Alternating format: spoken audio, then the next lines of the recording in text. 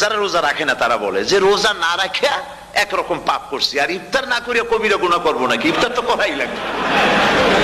তো খুব মজা করে ইফতার করে তারা। তো সারাদিন রোজা রেখে পেঁয়াজি, ছোলা, বুট, মুড়ি খাওয়ায় যে মজা, সারাদিন ভাত খাইয়া তারপরে ইফতারের শরীক হওয়া, ছাগলে ঘাস খাইলে যেমন লাগে ওইরকম তার মুখে লাগে। এই মজা পাবে না। রোজাদারের যে মজা লাগে সেই মজা সে পাবে না।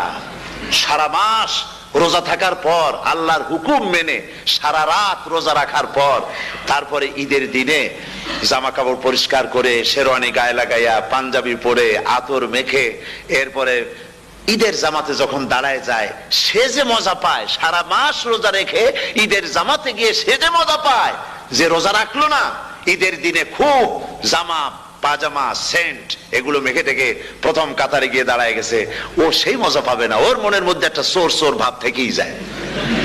সে মনে মনে ভাবে এই জামাত আমার না, জোর করে আসছি, এইখানে দাঁড়াবার যোগ্যতা আমার নাই। মনের মধ্যে সে একটা অপরাধী ফিল করে, সে ফিল করতে থাকে। সুতরাং রোজাদারের জন্য দুইটা খুশি, একটা হচ্ছে ইফতারের সময়, আর একটা খুশি হবে যখন আল্লাহ তাদেরকে দেখা দেবেন। সুবহানাল্লাহ। এই রোজা আল্লাহ পাক দান করেছেন। আচ্ছা, কি জন্য রোজা আমাদের দিলেন? এই জন্য দিয়েছেন যে একটা মাস পৃথিবীর মুসলমানরা না খেয়ে থাকুক দিনের বেলায়,